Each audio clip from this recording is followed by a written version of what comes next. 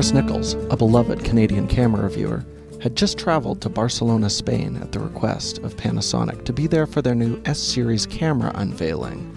There was a short period of time before that, however, where he was able to go out with his friend Dan Bercalia, explore the sights, the beautiful parks, and take in some of the smaller pleasures that Barcelona had to offer. However, his revelry was cut short as it was time for him to take a look at the new Panasonic S-series cameras. Welcome back, DPReview TV viewers. Chris Nichols here from DPReview TV, and today, as you can see, we are coming to you from a beautiful country. We're in Spain. Panasonic has brought us out here. They put us up, they've flown us out. It's been great. We're in the lovely city of Barcelona.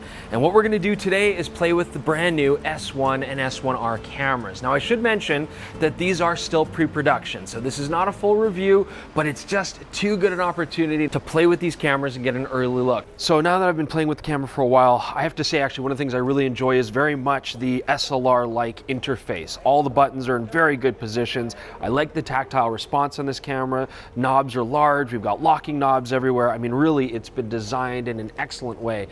Nice customizability here. And again, the only complaints, if I have to really nitpick on stuff, I do find that some of the levers and knobs are a little bit easier to click than I'd like. So I do find sometimes, oh, I'm in manual focus, I didn't mean to be, or I accidentally put myself into silent shutter, I didn't mean to be. But, you know, those are minor things. And the grip otherwise is the only other thing. When holding the camera upright and shooting, it's very comfortable. I get a really nice purchase on the camera. But when walking around with it, I do find that my fingers are pressing in against the body. They're getting a little bit sore. A little uncomfortable to carry when you're walking around, but very comfortable to actually shoot when it's up to your eye.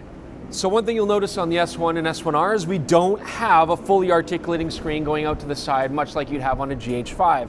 And that's too bad, because I really like that setup. I know that we might have to push these inputs back, but this is a large camera. I feel like we have the real estate to do it. But in this particular case, although the screen is very, very nice to look at, I can articulate it only upwards or downwards, and then with the very Fuji S system, pop it out to the side in one direction. It's better than nothing. It does let me get this shot, but I do wish that I had a fully articulating screen. Now, keeping in mind that this camera is still pre-production, I do want to mention one thing here. I'm still seeing the Panasonic continuous autofocusing jitters. So when the camera's continuous autofocusing, you're going to get that nervousness. It just looks like it's focusing in and out really quickly. Is this going to get rectified with firmware? My feeling is no. I think this is just the way Panasonics like to shoot. And that's because, again, there's no phase detect array, so something you'll still have to deal with. After taking a short while to familiarize himself with the S1R, Chris met up with his good friend Gordon Lang of Camera Labs. Gordon had been to the city of Barcelona many times and once considered moving there. He took Chris to some of his favorite haunts in town. They drank delicious coffee and visited some of the spectacular cathedrals. Though the time was delightful, Chris had to get back to the review at hand. So one thing you're going to notice here is a brand new battery system. Very large, very reminiscent of what you might find in like a Leica SL. It's over 3,000 milliamp hours, and yet the camera must have a heavy power usage. Again, this is pre-production, but what I'm finding, I've been out for a couple hours now, I've taken 200 images, and I'm about halfway through my battery. So it's not bad, but it's not great. And what I'm actually doing is making sure to keep the camera off, turn it on when I want to get shots. Now, to the camera's credit, the on-off switch is easy to access, and its startup time is almost instantaneous, so I don't feel like I'm missing shots. But I would like to just be able to leave it on, walk around, and take shots, and now I'm feeling like I have to be mindful of my battery life a little bit. Now, by far, one of my favorite features on these cameras now is the new EVF. We're talking about 5.7 million dots, the highest resolution that I've used personally in a camera, and it's beautiful. And on top of that, it does have 120 frame per second refresh rate, so it just gives you that nice smoothness, especially when you're trying to track moving subjects. Now, I am using 120 frames per second today. That might be why I was having some issues with battery life. I'm still seeing the drain happen, and that will take a toll.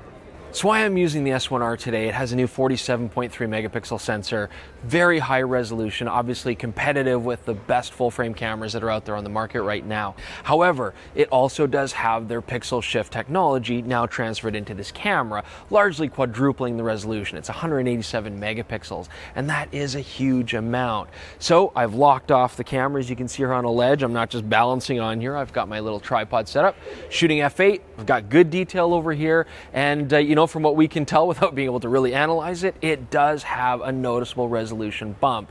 Now, tripod is going to be a necessity for this system. It's not going to work, for example, like Olympus's system, where you can use the stabilizer, composite a whole bunch of images, and get that handheld capability, but it does still take 8 frames, and it does do a good job. Keep in mind that the S1 also has the same technology, effectively quadrupling its 24 megapixel resolution, and for a lot of people, I think that's going to be a more usable file at a much lower price point. Still, regardless, you get a camera that has good versatility when you need resolution to punch well above its weight.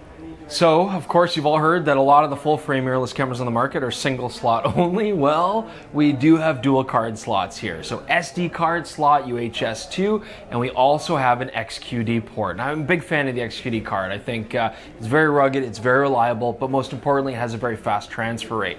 So when shooting on these cameras, when it comes to the buffer, the S1R can shoot 40 RAWs in a row before it has to slow down, and the S1 can shoot 90 RAWs in a row.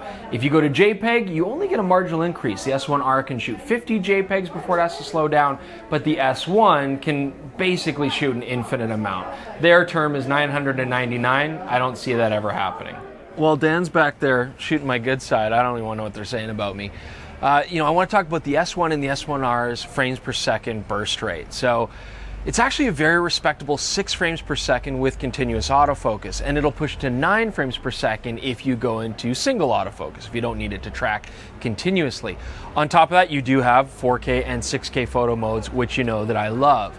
So this is very respectable because it puts it just slightly faster than the Nikon and Canon versions of their mirrorless full frames. The Sonys are still going to have a little bit of a faster frames per second capability, but it is a good first outing for Panasonic's first mirrorless full frame. Okay, so the shooting experience is over, which means that Panasonic is going to steal Jordan's S1 back from him out of his warm living hands. But that's okay, he's going back to the GH5, and I still have an S1R sample I'm going to hold on to. We're going to go do some night shooting.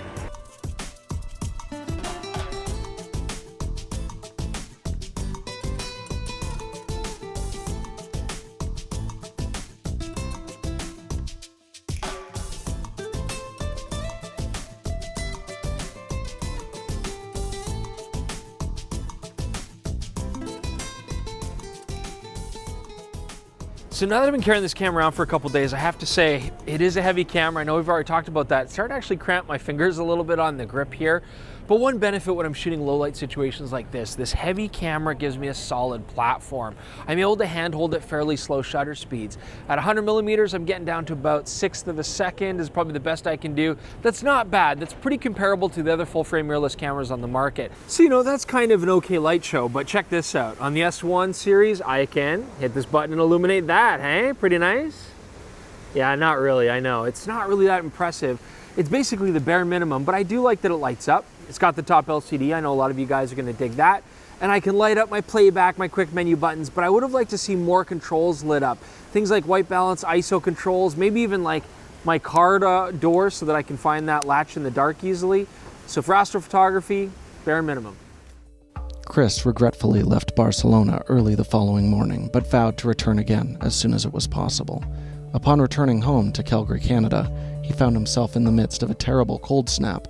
However, the business of finishing the review was not yet done, and he would have to soldier on. So why didn't we finish our little look at the Panasonic S1, S1R in Barcelona? Well, we needed more time to just look at files and try to get our impressions as best as possible.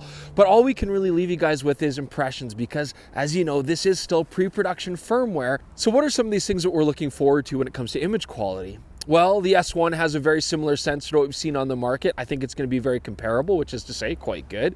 But the S1R has a unique sensor that we haven't really seen before, so we want to test that quite heavily when we do get final firmware. The closest camera I could compare it to would probably be the Nikon Z7 because they have a similar resolution. But the Panasonic is a 100 ISO bottom. The Nikon Z7 can go 64 ISO, so that's intriguing. Is the Nikon going to give us better, dynamic range? At the same time, the Nikon has that phase detect array built into the sensor, which causes some banding, limits how far you can push those shadows, whereas the Panasonic isn't going to have that issue. So autofocus is going to be the category that leaves us with the most questions because really firmware is going to play such a big part hard and how well that performs. But I do love that Panasonic's focusing on their autofocus systems with animals and people. I mean, this is what we're looking for. I like how it's transitioning between eye to face to body quite seamlessly. Hopefully that'll be refined a little bit better. I like that we have the option to turn on or turn off the animal focus. And the only real issue I have is I wish that when the camera does lose its tracking of a subject based on its deep learning, that it would go to something other than just wide continuous autofocus area. I want to be able to set it to go to tracking or something like that, much like the Sony does. So hopefully that'll improve. So here's my final thoughts. I think that the S1R really puts itself into a niche with that high resolution, but I think the S1 is actually to be the more exciting camera. It's more affordable, it's got better video capabilities, it'll be more competitive against competition, and you can still do an almost 100 megapixel file with the pixel shift if you need to. Also, the glass, it's expensive, and the cameras are fairly expensive. Are Canon users going to find this a good home with adapters for their lenses? That's also going to be an interesting question.